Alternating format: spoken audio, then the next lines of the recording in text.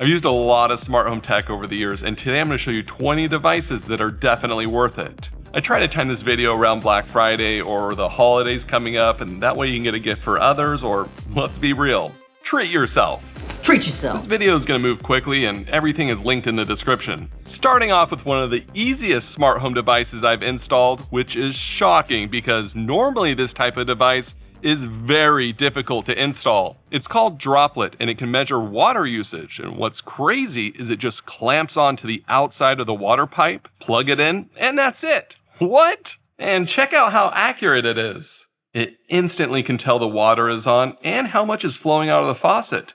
It feels like magic because it's just clamped onto the outside of the pipe. Droplet also integrates really well into Home Assistant. That way I can be instantly notified if there's a leak and everyone's away from the house. And anytime there's water running, it shows on the dashboard. That way if a kid left a faucet on, I'll be able to recognize it faster. I'm loving this device. Okay, this next one's a lot of fun, but it's also useful too. Say Allie wants to talk to me, but I'm filming a video or in a meeting with my phone on silent. Well, I can have it automatically show up on the big LED board, of course. This is the M1 LED Matrix from Apollo. What's interesting is that it uses WLED, the same open source software that a lot of light strips use, and it's just configured for a square light board. So of course there are a ton of cool effects, and I can even show GIFs. And before you comment and say I pronounced that wrong, how do you say giraffe? It's J, not G.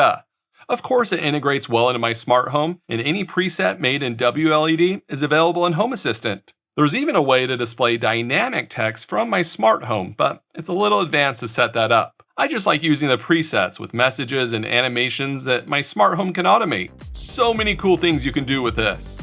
Every once in a while, an automation runs that I completely forgot I set up, and it's like the best surprise ever. Like when I sit down on the recliner in my bedroom at night. The ceiling lights will automatically turn off and the lamp will turn on for a more relaxed atmosphere. All from the vibration sensor tucked in the chair. For some reason, I can never remember I have this automation, so it's startling in a good way for how convenient it is. This Thirdreality Vibration sensor is one of my all-time favorites because it's so accurate, takes AAA batteries and I use rechargeable ones, and can automate almost any item around the house. So if you're wanting to add a creative automation around your house, a vibration sensor like this one is definitely worth picking up. Now, say it's late at night and my cameras detect something outside.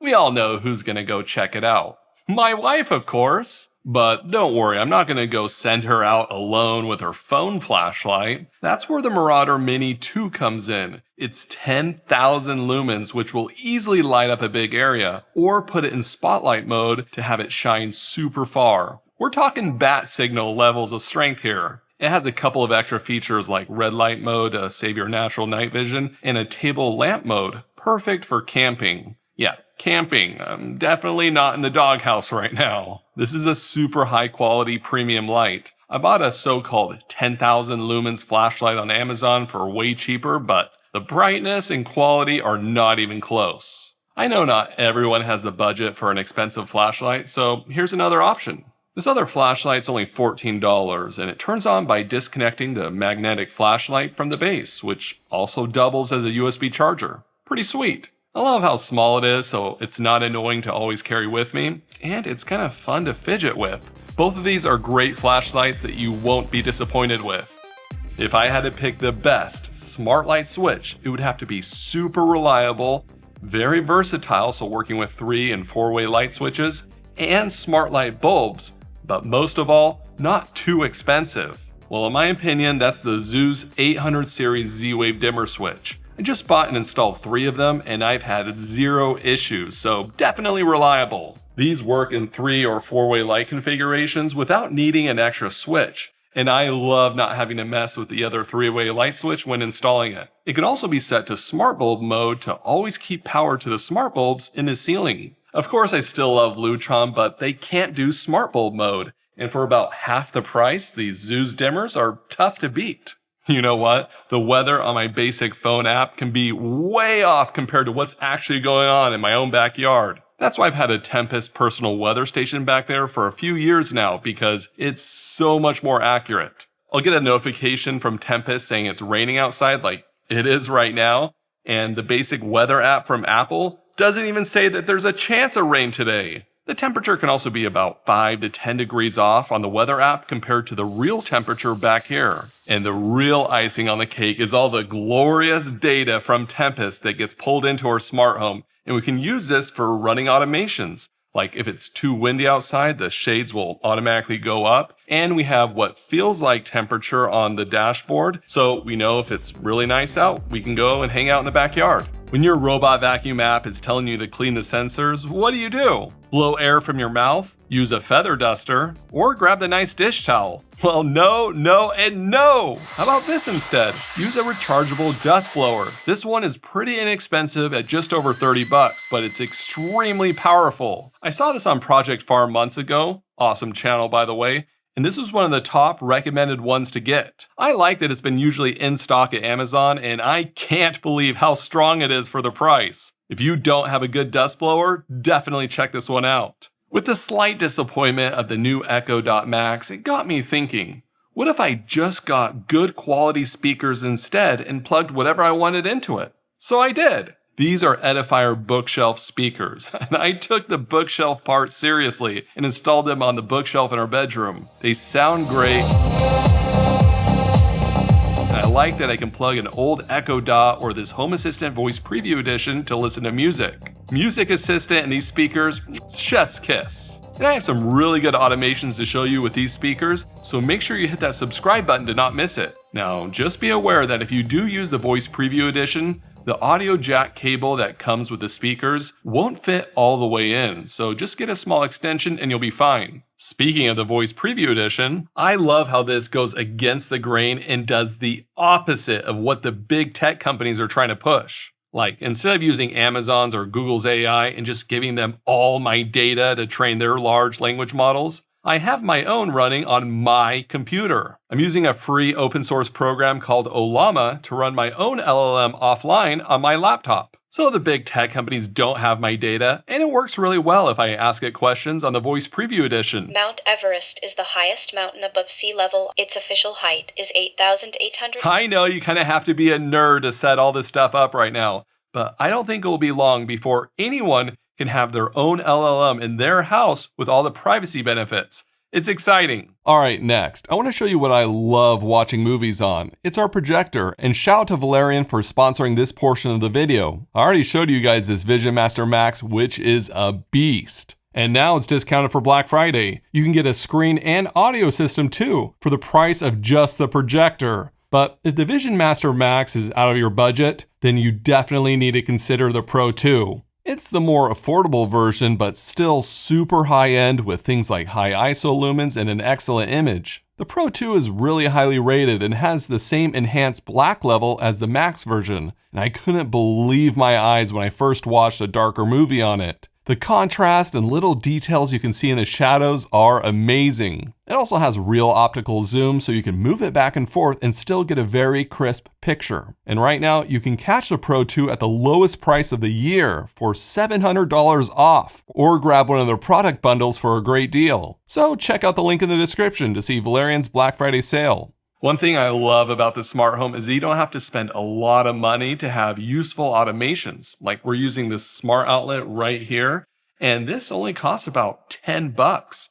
And we're using it to know when our dishwasher is clean, which is pretty simple. When the dishwasher turns on and draws power, a big green button is displayed on the dashboard. Then we press the button to have it go away once it's unloaded. Massive spouse approval factor, and if you don't have a dashboard, you could just use a nearby RGB light as another option. There are tons of smart outlets available, but the ZigBee ones from Thirdreality are my favorite because they're super inexpensive and double as ZigBee repeaters. And I just bought a bunch more because I like them so much. Okay, this next one isn't your typical smart home device, but that's exactly why I like the company Apollo. They make this plant sensor I talked about in last year's video. It's been helping me keep my plant alive, but now they have something to take it even further. I can now automate my plant being watered.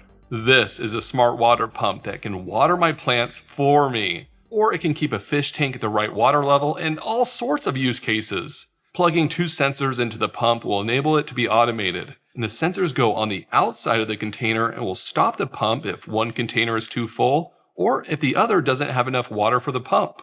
Of course, it integrates nicely into Home Assistant, so there's all sorts of automations you could run with this. When I first started putting up light strips, I made a huge mistake. I did not use channel covers, and this might seem like an accessory that you don't need, but I would not skip on channel covers. Here's why. First, they help secure your light strips so they don't fall down, which is one of the most annoying things that happens if you don't install them right. Next, they help diffuse the light so you can't see the diodes as much, especially when the light hits the floor or counter. Finally, the channel covers act as a heat sink. Basically, they can absorb and dissipate the heat across the metal, which helps the light strips last longer. I really like these channel covers I got on Amazon a few years ago. They were easy to install and have a high quality feel, but no matter which ones you choose, don't skip this step. And if you're looking for light strips to put in the channel covers, well, some of my favorites are these from BTF-LIGHTING. I installed them over 3 years ago, and they've given me 0 issues. Now, these light strips are DIY, but don't worry, it's super easy. You just buy the light strips, controller, and power supply separately, connect the wires from the light strip to the controller, plug it in, and bam, you've assembled your own light strips. And it's really easy because there's no soldering required. And since you get to choose your own controller, you can go with ZigBee or Wi-Fi. On the light strips, there are dedicated diodes for warm and cool whites, so it's a pure white that's not too blue or yellow, and the RGB colors are saturated and look great. 3 years later, and these get a thumbs up from me. Alright, check out how accurate and crazy this sensor is. It's outside the door and around the corner, but as I walk towards the door, it's gonna pick me up probably before I even get to the door. Let's see. What? I didn't even get close to the door. It picked me up that far away. That's insane. This is the Apollo R Pro 1, and I know I recently talked about it in the tour, but I'm obsessed with this. It's so fast, so accurate, extremely versatile, like it can know which direction I'm walking, and Apollo recently updated it to make it easier to configure zones. So yeah, this is probably my all-time favorite millimeter wave sensor. Alright, if you basically want to eliminate doom scrolling, then you've got to check this out. I researched for hours and hours for the best color e-paper or e-ink small tablet, and I ended up buying this. It's the Boox Tablet Go 7 Gen 2. The mediocre reviews scared me, but let me tell you, this is an amazing device. It runs full Android so I can read my Kindle books with the Kindle app, plus any other apps I use for reading, I can download them too. But what if I need to quickly change a smart home device? Easy, just open up my smart home app, and since it's color e-paper, it's way easier to see than just black and white. It's extremely light, and it makes it so much easier to fall asleep when I'm using this instead of my phone right before bed. And that alone makes this worth it for me. Alright, this next item isn't smart by itself, but can be with smart light switches. I recently tested out a bunch of dumb ceiling lights, and I ended up going with these from Philips. I like that I can switch from warm to cool white. My favorite is 3500 Kelvin. Not too warm or too cool. It's just right, and I'm obsessed with how every room in our house is finally the exact same, and it looks so much better. And they were heavily discounted when I bought them during Prime Day, so if you're thinking about replacing a lot of bulbs like I did, buying them right now during sales like Black Friday can make a big difference. Next up, this might be one of the best ways to spend 18 bucks. It's a water leak sensor from Thirdreality, and it can detect water by these little metal contacts or the screws on the bottom.